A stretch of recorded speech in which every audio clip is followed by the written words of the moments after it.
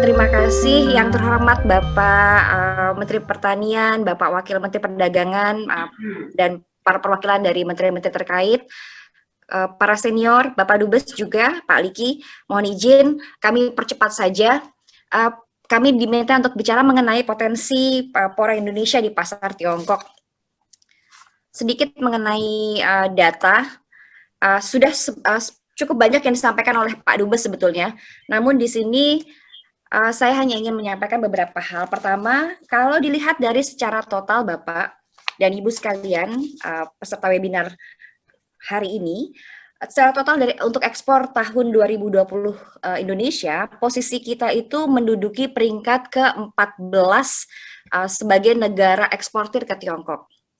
Posisi ini cukup baik dan cukup strategis untuk Indonesia. Nah, kemudian di antara negara-negara ASEAN lainnya, posisi kita di tahun 2019 itu peringkat kita adalah di peringkat kelima, Pak. Kemudian di tahun 2020 kita naik menjadi ke peringkat keempat. Data yang kami gunakan adalah data dari Kepabeanan Tiongkok atau China Custom. Kemudian tahun 2020 juga posisi kita ini selain naik, nilai ekspor kita bertambah, defisit kita juga menurun.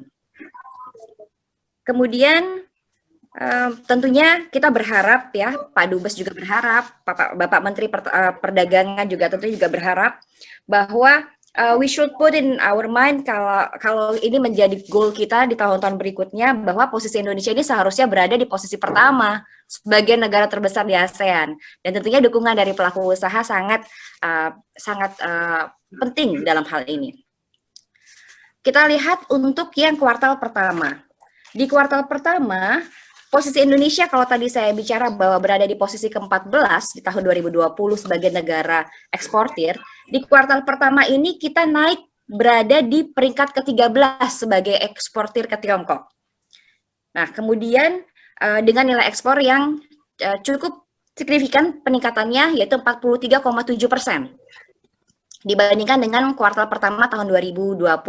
Memang masih ada defisit di sini, namun nilai defisitnya ada penurunan yang cukup drastis, yaitu 32%. Oke.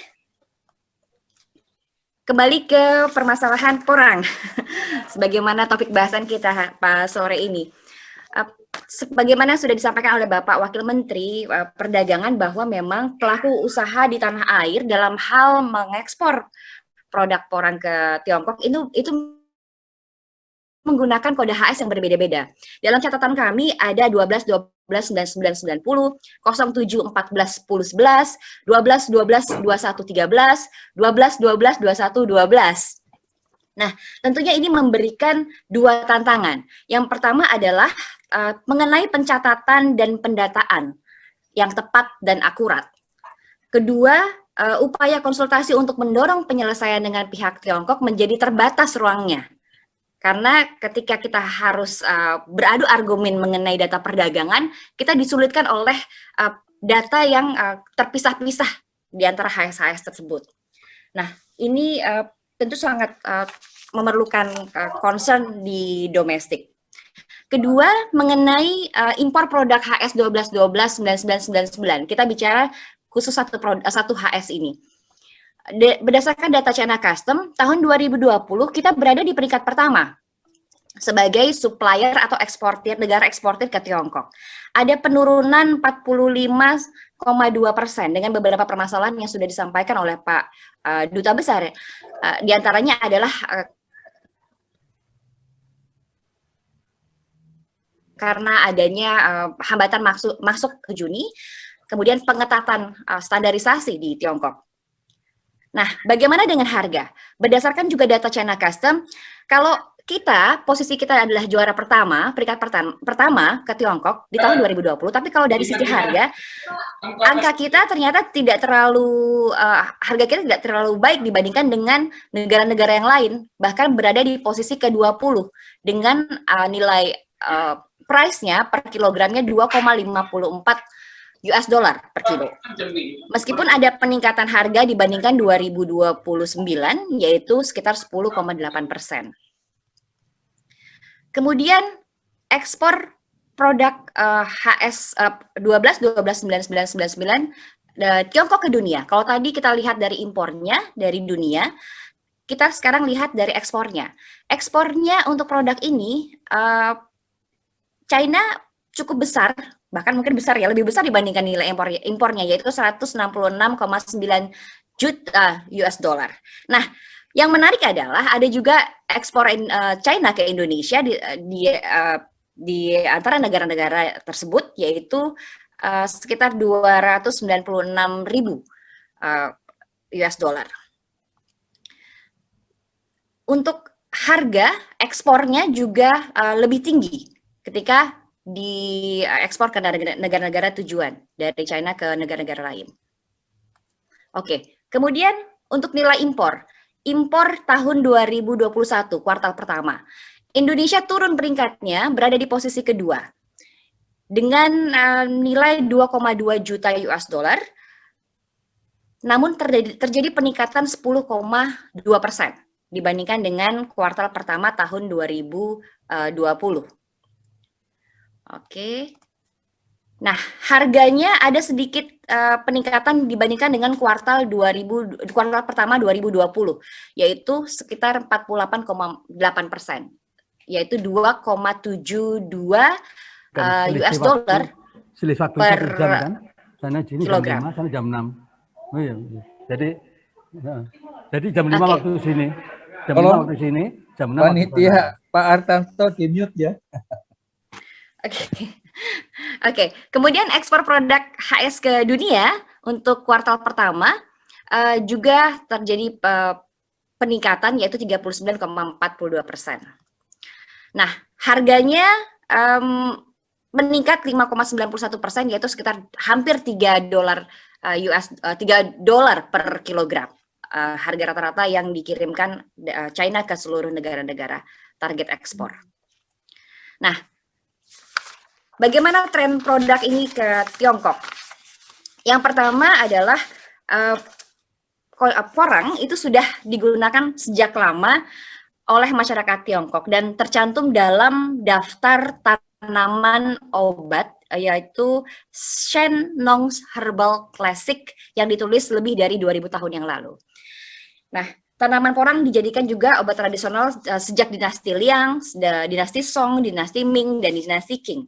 Produsen utama porang di Tiongkok ada di Yunnan, di Guizhou, di Sichuan Basin, Hubei Barat, daerah pegunungan Hunan, Chongqing, dan selatan Shanxi.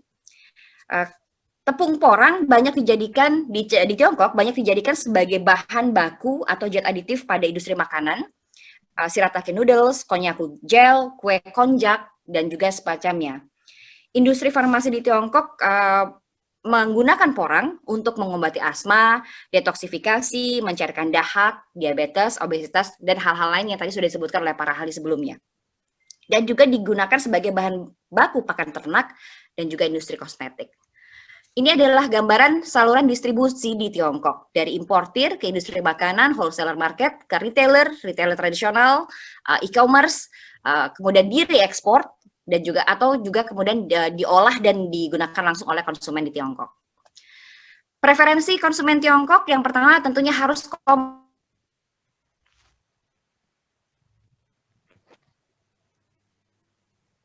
comply dengan regulasi, kualitas mutu, gizi, dan juga kandungan produk. Kemasannya harus menarik dan bisa dijadikan sebagai gift. Ada branding dan prestis, dan promosi dilakukan secara kontinu.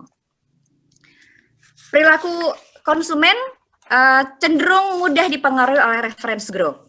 Kemudian juga ragu untuk membeli produk baru, menghargai hubungan perskawanan, kekerabatan atau face and guanxi dikenal di sini. Dan juga mereka sangat loyal kalau persahabatan atau kekerabatan sudah terbentuk.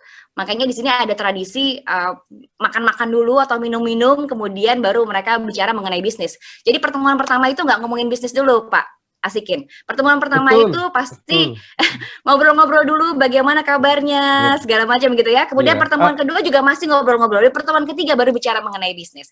Nah, ada mereka, ini Bu Marina, ada 9 tahapan itu. Ada 9 tahapan itu. Betul. Nah, mereka juga cenderung sangat teliti, sebetulnya sangat mudah untuk dikomunikasikan, terutama untuk yang bersifat komunikasi bisnis win-win ya, dan mereka sangat hemat dan sangat cepat. Nah, kalau transaksi dengan orang China itu ketika bicara soal bisnis, mereka inginnya cepat, gitu. Kemudian, bagaimana dengan regulasi yang di Tiongkok?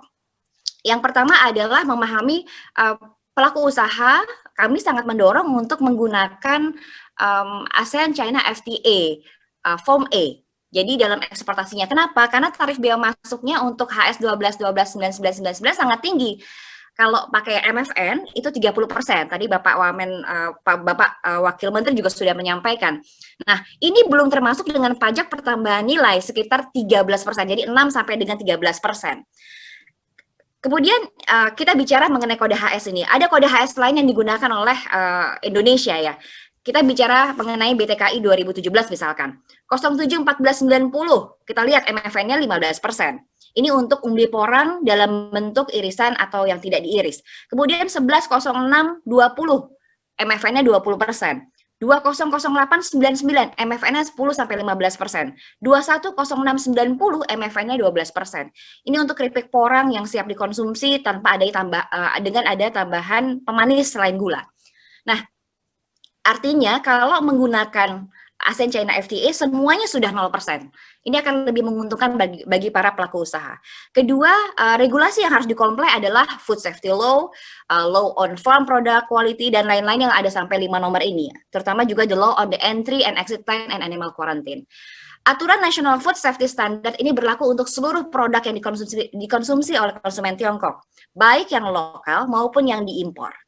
Harus memiliki sertifikasi sanitasi dan pemeriksaan penyakit dari badan pemerintah negara asal yang telah memenuhi permintaan GACC. Nah, ini yang sedang diselesaikan oleh pemerintah Indonesia. Nah, tadi Bapak Menteri Pertanian menyampaikan bahwa semoga ridho Allah menyertai kita semua. Alhamdulillah Bapak dan Ibu sekalian, saya ingin menyampaikan kabar baik bahwa analisa risiko yang disampaikan sudah beberapa kali oleh pemerintah Indonesia saat ini sudah hampir pada tahap penyelesaian oleh GACC. Nah, dalam waktu yang tidak terlalu lama, kami akan menerima draft protokol secara G2G yang akan disepakati oleh dua negara. Mudah-mudahan dalam waktu dekat bisa diselesaikan dan ekspor ke porang atau konjak chips ke Tiongkok bisa dibuka kembali. Oke. Ini beberapa gambaran saja harga yang ada di pasaran Tiongkok. Dried konjak chips sekitar 70 sampai 85 renminbi per kilogram. Kemudian untuk yang basahnya 86 sampai 90 renminbi per karton. Organik shirataki untuk konjak chips sekitar 2,76 sampai dengan hampir 5 renminbi per bag. Untuk dry konjak noodles sekitar 1,77 sampai dengan 2,2 per piece. Kiat penetrasi pasar singkat saja, yang pertama adalah daya juang, niat, dan visi yang panjang. Orang-orang di Tiongkok, pelaku usaha di Tiongkok itu inginnya kerjasama dalam jangka waktu yang sangat panjang. Jadi mereka lebih percaya bahwa komunikasi yang baik, kekerabatan yang baik itu akan lebih menghasilkan yang maksimum. Jadi tidak suka ketika kerjasama itu hanya mendapatkan untung sesaat. Intinya itu, Pak. Kedua, kita akan belajar banyak dari Pak Liki nanti bagaimana bekerja sama dengan dan bermitra dengan para pelaku usaha di Tiongkok. Yang ketiga, memanfaatkan pengembangan manufaktur, kemudian juga infrastruktur, ekonomi digital, high-tech, R&D, inovasi, dan lain-lain yang bisa dikembangkan bersama. Saya hanya memberikan catatan terakhir sebelum ditutup, bahwa untuk meningkatkan eksportasi ke Tiongkok ada beberapa hal. Yang pertama adalah menjaga kualitas, kapasitas, kesinambungan atau kontinuitas, kemudian kolaborasi, melakukan pengembangan dalam bentuk R&D dan inovasi tadi, dan promosi yang dilakukan secara kontinu. Kedua, melakukan risk assessment untuk tidak hanya porang, tapi juga untuk komoditi-komoditi lain yang kita jadikan target untuk diekspor ke Tiongkok atau ke negara-negara tujuan ekspor lainnya. Dan yang ketiga adalah melakukan komunikasi intensif antara para pelaku usaha di Indonesia dengan di Tiongkok, kemudian juga bekerja sama dengan Chambers of Commerce yang ada di Tiongkok, dan tentunya bekerja sama dan berkolaborasi dengan pemerintah pusat maupun daerah dan para akademisi untuk mengembangkan potensi-potensi kerjasama di bidang porang ini yang lebih maksimum lagi. Kira-kira demikian Bapak, saya tutup. Terima kasih. Saya serahkan ke Pak Liki. Ini buru-buru ya Pak ya. Mohon maaf. Mungkin nanti pada saat FGD atau forum-forum lain kita bisa lebih maksimum lagi memberikan penjelasannya. Terima kasih. Terima kasih Bu Marina. Ini materi yang sangat penting. Ada 3 hal yang saya coba rekam sebelum nanti ke Pak Liki. Ini satu berkaitan dengan preferensi masyarakat Tiongkok ya terhadap produk porang. Kemudian yang kedua yang berkaitan keragaman kode HS ini ya, karena memang beda-beda ini untuk produk-produk pertanian itu. Kemudian yang ketiga ini yang barangkali bisa berkolaborasi tadi dengan rumah produksi ini, berkaitan dengan food safety standar ini yang barangkali jarang diperhatikan oleh teman-teman petani produsen. Ini bisa menyangkut tadi saya lihat penerapan level HS itu, higien dan sanitasi itu tadi, atau juga penerapan sertifikat kesehatan, health of certificate, atau yang terkait dengan penyakit tadi adalah yang diterapkan oleh Badan Karantina Pertanian, misalnya sanitari, fitosanitari itu tadi. Itu beberapa yang berkaitan dengan produk-produk yang aman dan berkualitas untuk produk porang. Sekali lagi terima kasih Bu Marina.